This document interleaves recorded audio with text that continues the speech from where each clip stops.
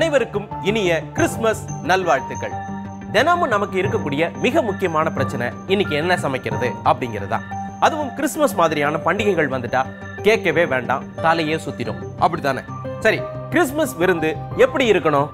நல்ல அகலமான மேசை, அதன் நடுவில் அலங்கரிக்கப்பட்ட ஒரு சிறிய கிறிஸ்மஸ் மரம், அதன் அருகில் நன்கு ரோஸ்ட் செய்யப்பட்ட வான்கோழி, இன்னொரு பக்கம் நன்கு வேக வைக்கப்பட்ட வெண்பன்றியின் கறி, அத்துடன் வறுக்கப்பட்ட உருளைக்கிழங்கு, சிவப்பு முள்ளங்கியின் ஊறுகாய், சிக்கன் ஸ்கியூ, காய்கறி salad, apple sauce, oyster flesh pie அதாவது சிப்பியின் சதை, ஜெல்லி, ஜாம், ஐஸ்கிரீம், பிஸ்கட், பழங்கள், உலர் பருப்பு வகைகள் இவை அனைத்தும் சுற்றி இருக்க வேண்டும்.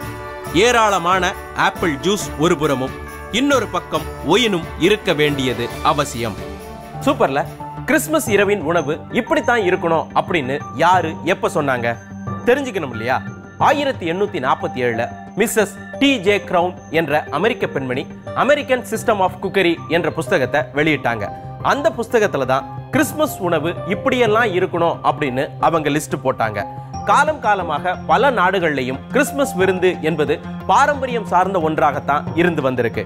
கிறிஸ்மஸுக்கு பாரம்பரியமாக செய்யப்படும் சிறப்பு உணவுகள் என்னென்ன அப்படிங்கிறத தான் நாம ரசிக்க போறோம், ருசிக்க போறோம்.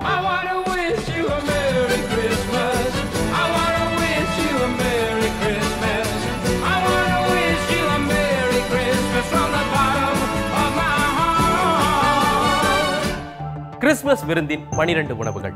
போலந்து, லித்துவேனியா, உக்ரைன் போன்ற கிழக்கு ஐரோப்பிய நாடுகள்ல கிறிஸ்மஸ் விருந்துக்காக 12 உணவு பதார்த்தங்கள் தயாரிக்கிறது அப்படிங்கிறது அவங்களுடைய பாரம்பரியமான வழக்கம். இந்த 12 உணவுகளும் இயேசு கிறிஸ்துவின் 12 அப்போஸ்தலர்களை குறிக்கும் வகையில் தயாரிக்கப்படுது. பொதுவா அந்தந்த பிரதேசம் சார்ந்த உணவு வகைகள் இந்த விருந்துல இடம் பிடிச்சிருக்கும். ஆனா பால், முட்டை, சீஸ், இறைச்சி இதுக்கெல்லாம் இதுல அனுமதி இல்லை. இந்த 12 உணவும் இறைச்சி கலக்காமல் தயாரிக்கப்படுபவை என்பது குறிப்பிடத்தக்கது. ஆனா இந்த விருந்துல மீனுக்கும் காளானுக்கும் இடம் உண்டு. என்னோட இருக்கிறது சோனி சஜித் அவர்கள். வணக்கம்மா. வணக்கம். என்ன செய்ய போறீங்க இன்னைக்கு? Fish roll. இந்த ஃபிஷ் ரோல் பண்றதுக்கு தேவையான பொருட்கள் என்னெல்லாம்? சீலா மீன், ஆனியன், தக்காளி, கரம் மசாலா, கருவேப்பிலை, கடுகு, உளுத்தம்பருப்பு, தனி மிளகாத்தூள், மஞ்சத்தூள், ஆயில், கொத்தமல்லி இலை, சால்ட்டு, சப்பாத்தி மாவு திரட்டினது. ஃபர்ஸ்ட் ஃபிஷ்ஷை குக் பண்ணி அதோட முள்ளை ரிமூவ் பண்ணணும். ரிமூவ் பண்றோம். அதான் ஃபர்ஸ்ட் பண்ண போறோம் இல்லையா? ஓகே, அடுப்பு பத்த வச்சு.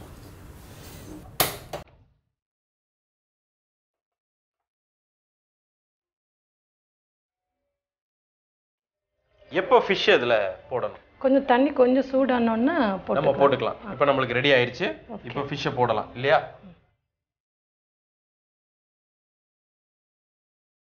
மீனை வந்து நல்லா கொதிக்கிற தண்ணியில நம்ம போட்டிருக்கோம்.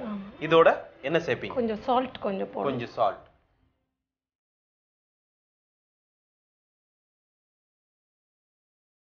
இது எவ்வளவு நேரம் நம்மளுக்கு கொதிச்சு வரணும்? ஒரு 5 மினிட்ஸ். 5 மினிட்ஸ். ஓகே. இப்போ நமக்கு ஃபிஷ் நல்லா குக் ஆயிடுச்சு. முள்ளு ரிமூவ் பண்ணிடலாமா? ரிமூவ் பண்ணுங்க.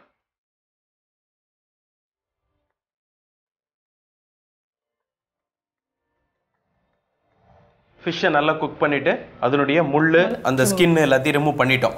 அடுத்தது மசாலா ரெடி பண்றது தான் இல்லையா? அடுப்பு பற்ற வச்சுக்கலாமா? ஓகே. ஒரு கடாய் வச்சுக்கிறோம். Oil,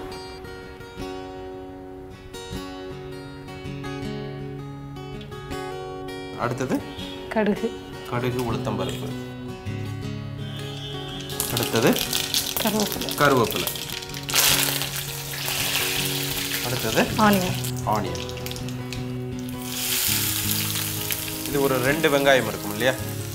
2 onion. 2 ஆனியன்.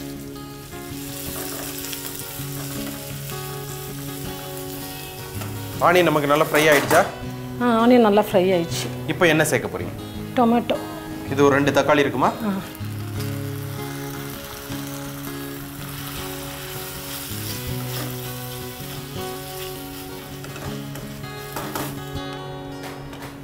இப்போ என்ன சேர்க்க போறோம்? சால்ட், உப்பு, மஞ்சள் பவுடர், மஞ்சத்தூள், கொஞ்சமா மஞ்சத்தூள், கரம் மசாலா, கரம் மசாலா தூள், அப்புறம் மிளகாய் தனி மிளகாய் தூள்.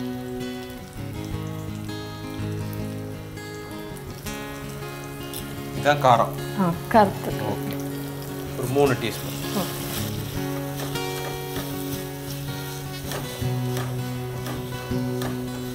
ரெடி ஆயிடுச்சு. இனி ஃபிஷ் சேர்க்கலாம் இது கூட. ஓகே,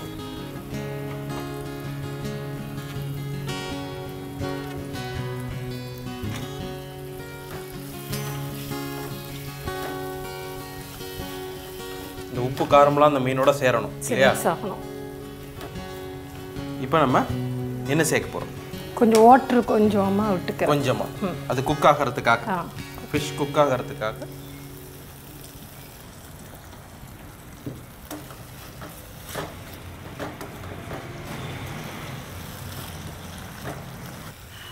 இந்த தண்ணி எல்லாம் வற்றி ட்ரை ஆனோன்னா ஃபிஷ் மசாலா ரெடி ஆகிடும். ஓகே. கிறிஸ்மஸ் விருந்தில் ரொட்டிகளுக்கு மிக முக்கிய இடம் உண்டு. அதில் முக்கியமானது கிறிஸ்டப் சொமோ. இதற்கு கிறிஸ்துவின் ரொட்டி என்பது பொருள். இது பண்டைய கிரேக்க கலாச்சாரத்தை பிரதிபலிக்கும் ரொட்டி. வரலாற்றின்படி பார்த்தால் கிறிஸ்து பிறப்பதற்கு முன்பிருந்தே இந்த ரொட்டி புழக்கத்தில் இருந்துள்ளது. ஆதி காலத்திலிருந்தே இந்த ரொட்டியின் மீது வரையப்படும் உருவங்கள் தான் சிறப்பு. பொதுவாக சிலுவை வரையப்படும். இயேசுவுக்கு உகந்த எழுத்தான கிரேக்க மொழியின் எழுத்தான எக்ஸ் பொறிக்கப்பட்டிருக்கும். இந்த ரொட்டியை குடும்பத்தோடு அனைவரும் சேர்ந்து சாப்பிடுவார்கள். ஒரு துண்டு ரொட்டியை தட்டிலேயே வைத்து விடுகிறார்கள். அதை யாரும் சாப்பிட மாட்டார்கள்.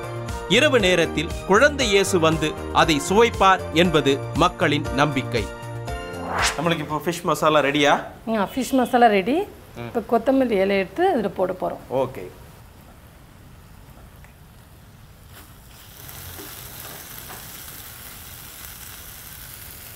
இப்போ நம்ம சப்பாத்தி சுட்டு ரோல் ரெடி பண்ண வேண்டியதான்.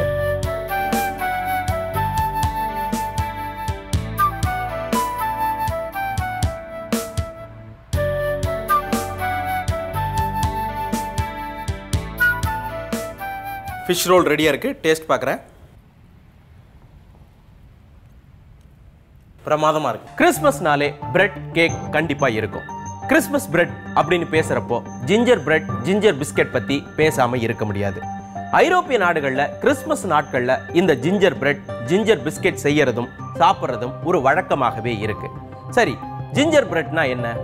சில வாசனை பொருட்களோடு பிரதானமாக இஞ்சி சேர்த்து செய்யப்படக்கூடிய இனிப்பு கேக் தான். பாரம்பரியமான முறையில இனிப்புக்கு சர்க்கரைக்கு பதிலாக தேன் சேர்க்கப்படும். இந்த ஜிஞ்சர் பிரெட்டை ஐரோப்பிய கண்டத்தில் பிரபலப்படுத்தியவர் கிரெகோரி ஆஃப் நெக்கோபோலிஸ் என்ற கிறிஸ்தவ மதகுரு. இவர் அர்மேனியாவைச் சேர்ந்தவர். கிபி 992 பிரான்சுக்கு வந்தார். அப்போதுதான் ஜிஞ்சர் பிரெட் செய்ய பிரான்ஸ் மக்களுக்கு அவர் கற்றுக் கொடுத்தார். பின் கொஞ்சம் கொஞ்சமாக ஐரோப்பிய நாடுகளெங்கும் இந்த ஜிஞ்சர் பிரெட் பரவியது. என்னோட இருக்கிறது பிரியானந்தா அவர்கள். வணக்கம். ஹலோ. இன்னைக்கு என்ன செய்ய போறீங்க? Ginger bread. இந்த ஜிஞ்சர் பிரெட் செய்யறதுக்கு தேவையான பொருட்கள் என்னெல்லாம்? Maida, plum, butter, almond, egg, honey, cocoa powder, pumpkin spice, icing sugar, garam masala liquid, brown sugar, baking powder. இப்போ பம்கின் ஸ்பைசஸ் அப்படின்னு சொன்னீங்க இல்லையா, இது என்னது? நம்ம கரம் மசாலா மாதிரி தான். Okay. Cinnamon powder, close powder, நட்மக் powder and ginger powder all together இருக்கு. ஓகே. பட்டை, கிராம்பு, அதுக்கப்புறம் சுக்கு பொடி, ஜாதிக்காய் பொடி, இதுதான் இருக்கு இல்லையா? இது வந்து ஸ்பெஷல் இன்கிரீடியன்ஸ் இந்த ஜிஞ்சர் பிரெட்டுக்கு. மெயின் ஃப்ளேவரே இதுதான். சரி, இப்போ ஜிஞ்சர் பிரெட் செய்யறதுக்கு முதல்ல என்ன செய்யணும்? ஃபர்ஸ்ட் ப்ளம்ஸை வந்து நல்லா கட் பண்ணி வச்சுக்கணும்.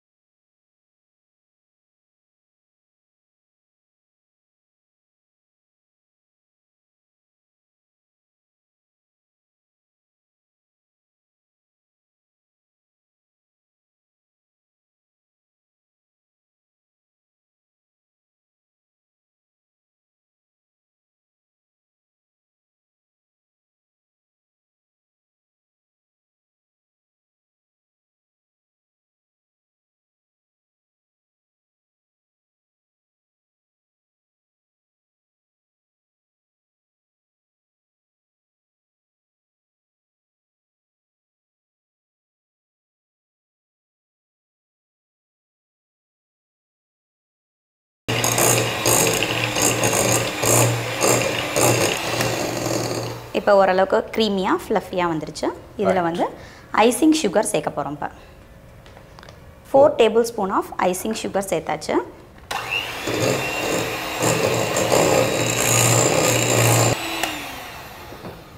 இது மிக்ஸ் ஆயிடுச்சு. இப்போ ஹனி சேர்க்க போகிறோம்.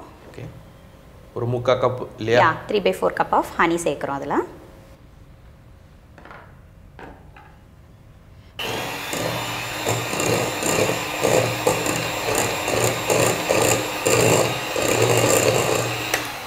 இப்போ பார்த்தீங்கன்னா நல்லா ப்ளஃபியாக உங்களுக்கே தெரியும். ஓகே, இதில் வந்து இப்போ ப்ரௌன் சுகர் ஆட் பண்ணுறோம் நம்ம. ஓகே, இதனுடைய அளவு 2 டேபிள்ஸ்பூன் ஆஃப் ப்ரௌன் சுகர்.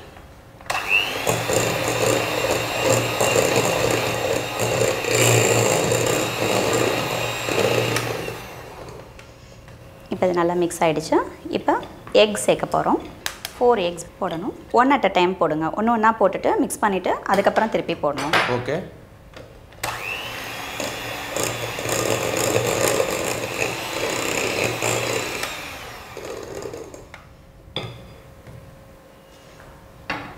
சைட்ஸில் ஃபுல்லாக இருக்கதையும் நல்லா மிக்ஸ் பண்ணிக்கோங்க.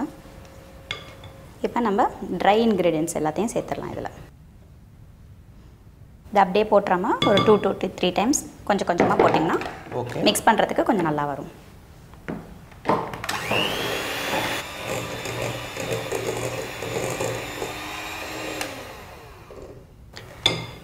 இப்போ ஸ்பைஸ் எசன்ஸ் வச்சுருக்கோம்ல, அது ஒரு ட்ராப் போட்டால் போதும்.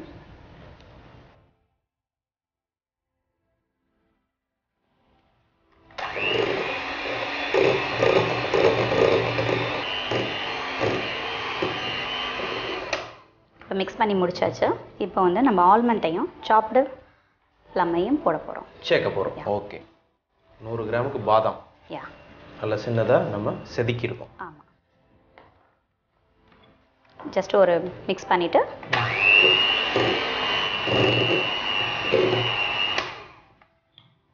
அண்ட் நம்ம வந்து ப்ளம் ஆட் பண்ண போகிறோம். எல்லா ட்ரை ஃப்ரூட்ஸ் எல்லாமே ஆட் பண்ணலாம். மெயினாக யூரோப்னாவே நம்மளுக்கு ப்ளம்ஸ் நிறையா கிடைக்குங்கிறதுனால ப்ளம் ஆட் பண்ணுறோம்.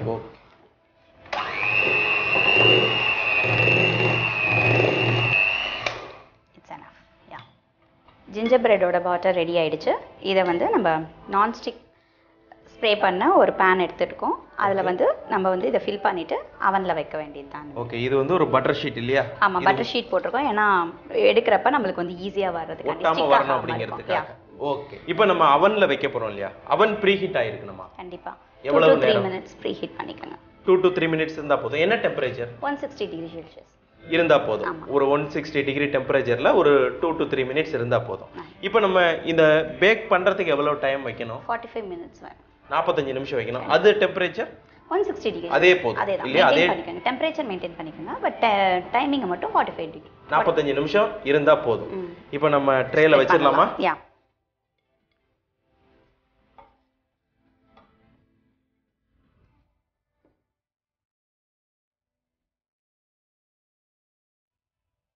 இப்போ நம்ம இது மேலே கொஞ்சம் ஆல்மண்ட்டை வந்து லைட்டாக ஸ்ப்ரெட் பண்ணி விட்ருங்க. இப்போ நம்ம அவனில் எடுத்து வச்சிடலாம் இல்லையா?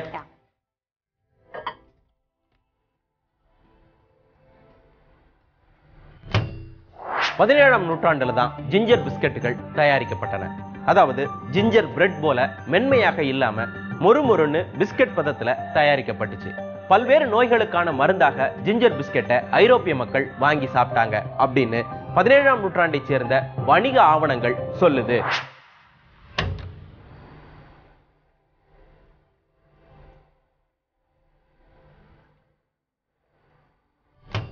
ஜிஞ்சர் பிரெட் ரெடி ஆயிடுச்சா? கூல் ஆயிடுச்சு. இப்போ கட் பண்றதுக்கு ரெடி ஆயிடுச்சு.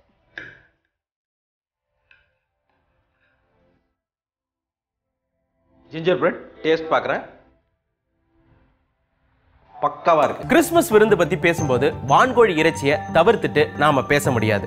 பிரிட்டன்ல கிறிஸ்மஸ் அன்னைக்கு போனா எல்லோருடைய வீட்லயும் வான்கோழி சமையல் கட்டாயமா இருக்கும். சரி, கிறிஸ்மஸ் விருந்துல வான்கோழி இடம் பிடிச்சது எப்படி? சுமார் 10 மில்லியன் ஆண்டுகளுக்கு முன்பிருந்தே வான்கோழிகள் உலகத்தில் இருக்கின்றன. இது வட அமெரிக்க கண்டத்தைச் சேர்ந்த பறவையாக கருதப்படுகிறது.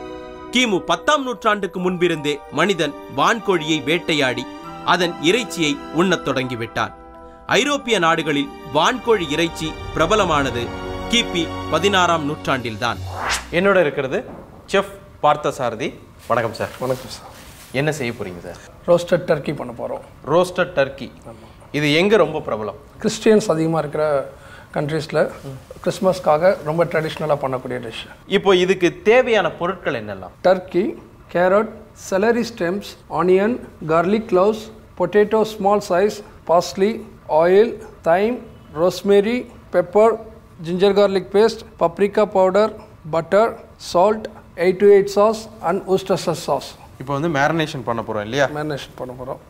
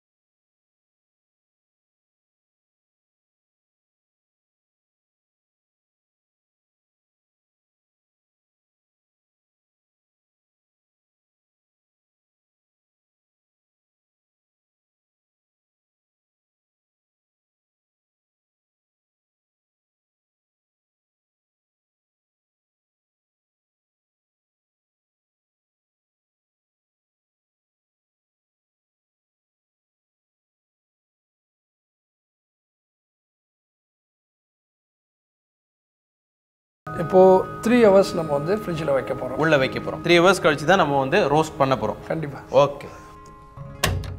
இங்கிலாந்தின் மன்னராக இருந்த 8ஆம் ஹென்றிக்கு மயில், கொக்கு போன்ற பறவைகளின் இறைச்சியை சாப்பிட்டு அலுப்பா போச்சு. கிபி 1520 தான் அவருக்கு வான்கோழி இறைச்சி அறிமுகமானது. அதனுடைய சுவை அவருக்கு பிடிச்சு போச்சு. இனி எப்போதும் எனக்கு வான்கோழி இறைச்சி தான் கொடுக்கணும் அப்படின்னு அவர் அரண்மனை சமையல்காரர்கள் கிட்ட கட்டளை போட்டாரு. இப்படித்தான் இங்கிலாந்து அரண்மனைக்குள்ள வான்கோழி உணவாக அறிமுகமானது. இப்போ மேரினேஷன் முடிஞ்சிருச்சா? டர்க்கி ரெடியா? ஆமாம் சார். இது இப்போ நம்ம மேரினேட் பண்ணி வச்சுட்டோம் ஃப்ரிட்ஜில். அது எல்லாமே செட் ஆகிருக்கும்.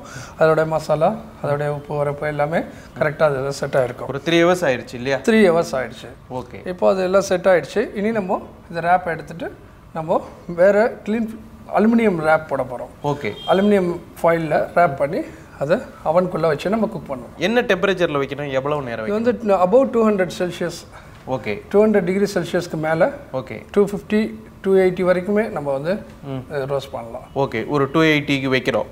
எவ்வளவு நேரம் குக் ஆகணும் அது? இது இப்போ நம்ம ஆக்சுவலி இப்போ நம்ம யூஸ் பண்ண போகிறது 230 to 240 தான். ஓகே இது வந்து மினிமம் நியர்லி மோர் தென் 2 hours ஆகும்.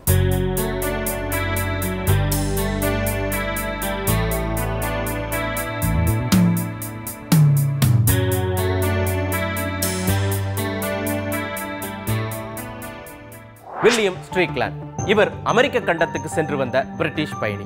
கிபி 1550ல வான்கோழியை பிரிட்டிஷ் மக்களுக்கு அறிமுகப்படுத்திய பெருமை இவரைத்தான் சேரும். கிபி 1557ல லண்டனில் இருந்து பிரிட்டனின் இன்னொரு பகுதியான ஈஸ்ட் ஏஞ்சலியாவுக்கு கிறிஸ்துமஸ் வியாபாரத்திற்காக வான்கோழிகள் கூட்டம் கூட்டமாக அனுப்பப்பட்டதாக வரலாற்று குறிப்புகள் சொல்லுது.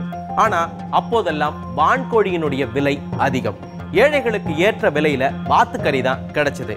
கிபி 1950ற்கு மேலதான் நவீன வளர்ப்பு முறையில வான்கோழியினுடைய பெருக்கம் அதிகரிக்க விலை குறைஞ்சது. அதற்கு பின்புதான் பிரிட்டனெங்கும் கிறிஸ்துமஸ் விருந்தில் வான்கோழிகள் வருபடத் தொடங்கின. டர்க்கி ரோஸ்ட் செஃப் பார்த்தசாரதியினுடைய கைவண்ணத்துல ரெடியா இருக்கு. இப்போ டேஸ்ட் பார்க்க போறேன். அந்த சாஸோட நல்ல குக்கா இருக்கு, பிரமாதமா இருக்கு. Turkey roast super. மீண்டும் வேறொரு உணவோடும் வரலாறோடும் உங்களை சந்திக்கின்றேன். பாய். Merry Christmas.